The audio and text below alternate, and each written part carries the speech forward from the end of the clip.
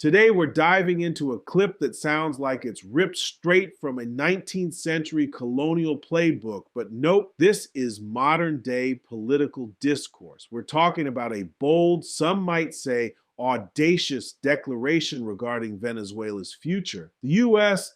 is stepping in not just to help, but seemingly to run the show. This isn't just about foreign policy, it's about sovereignty, economic interests, and the fine line between aid and intervention. Get ready, because we're going to unpack some truly incredible statements, call out the logical leaps, and ask ourselves, is this really how international relations work in the 21st century? Let's roll the tape. We're going to run the country until such time as we can do a safe, proper, and judicious transition. So we don't want to be involved with having somebody else get in, and we have the same situation that we had for the last long period of years. So we are going to run the country until such time as we can do a safe, proper, and judicious transition. Whoa, hold on a minute. We are going to run the country? That's a pretty strong opening statement, isn't it? It's like your neighbor showing up with a U-Haul and saying, "Don't worry, I'm just going to manage your house until you learn how to clean it properly." It raises some serious questions about national sovereignty and international law. Is this judicious transition defined by Venezuela's people or by the folks doing the running? The idea that one nation can simply step in and run another, even with the best intentions, is a slippery slope. Historically, these kinds of interventions, no matter how well-meaning they start, often lead to resentment and unforeseen complications. It brings to mind the old saying, the road to hell is paved with good intentions. And let's be real, the phrase "until such time as we can do a safe, proper, and judicious transition" is incredibly open-ended. It's like telling your kids, you can have dessert when you've eaten your vegetables and when I deem it appropriate. It gives the intervening party indefinite control, which is a massive red flag for anyone who values self-determination.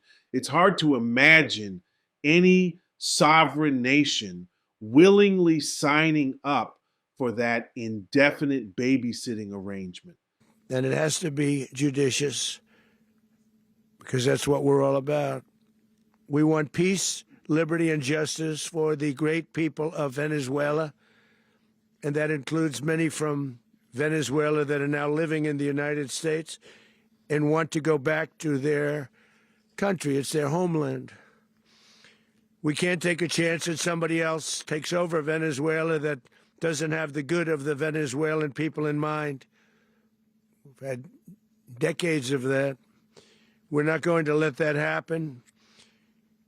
We're there now, and what people don't understand, but they understand as I say this, we're there now, but we're going to stay until such time as the proper transition can take place. So we're going to stay until such time as we're going to run it, essentially, until such time as a proper transition can take place. As everyone knows, the oil business in Venezuela has been a bust, a total bust, for a long period of time. They were pumping almost nothing by comparison to what they could have been pumping and what could have taken place. We're going to have our very large United States oil companies, the biggest anywhere in the world, go in, spend billions of dollars, fix the badly broken infrastructure, the oil infrastructure, and start making money for the country. Okay, so now the cat's out of the bag. It's not just about safe, proper, and judicious transition. It's also about fixing that badly broken oil infrastructure with U.S. oil companies, and crucially, start making money for the country. Now, while fixing infrastructure sounds great on paper, let's not pretend this is purely altruistic.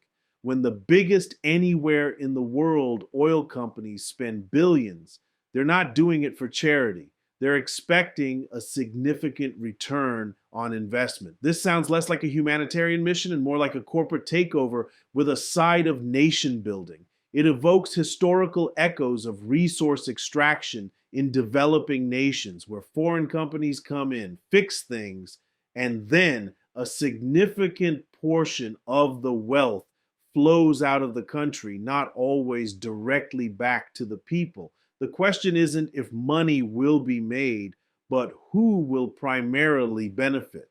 Will the Venezuelan people truly see the lion's share, or will the profits largely enrich the foreign corporations and a select few local partners?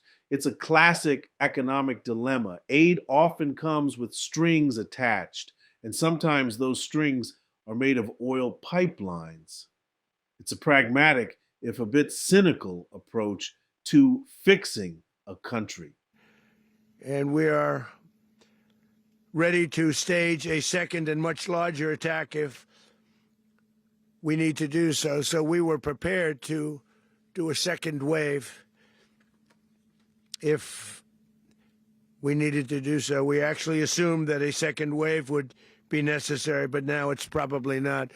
The first wave, if you'd like to call it that, the first attack was so successful, we probably don't have to do a second, but we're prepared to do a second wave, a much bigger wave, actually.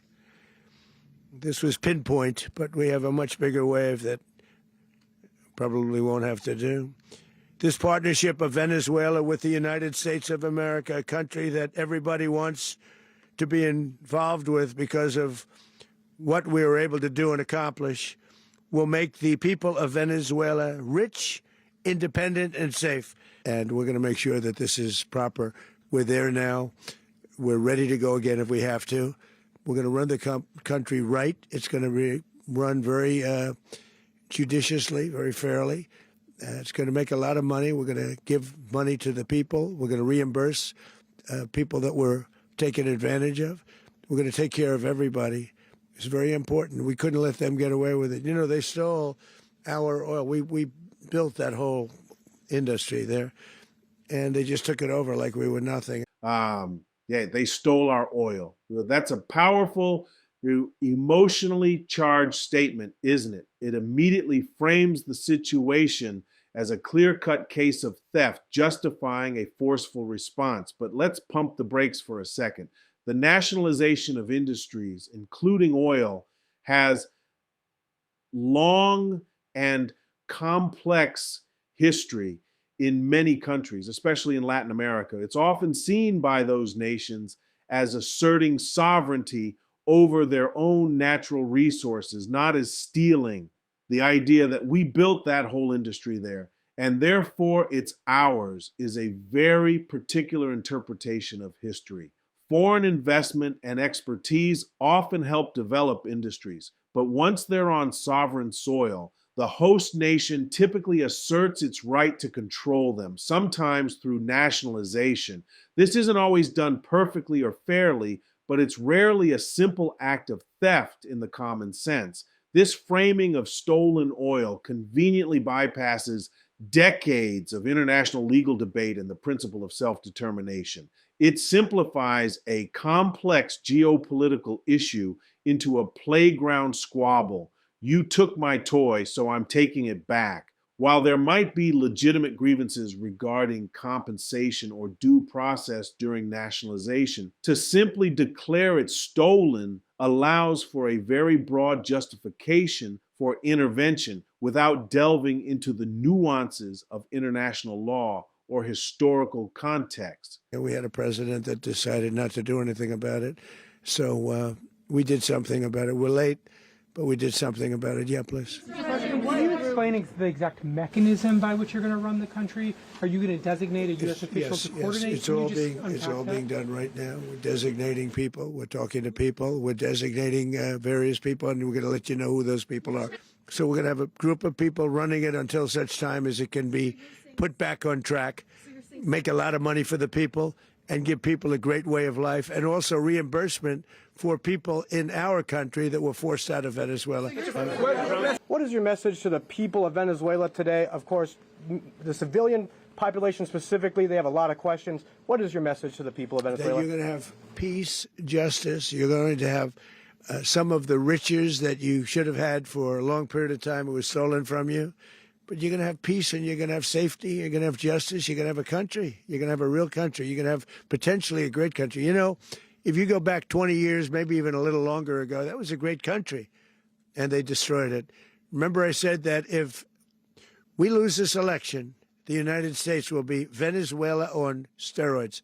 And there you have it, folks. We've just witnessed a masterclass in justifying intervention, from asserting control over a nation's transition to leveraging economic interests and framing historical grievances. The language used is both incredibly direct and yet surprisingly vague when it comes to the specifics of how this running will actually benefit the Venezuelan people long term.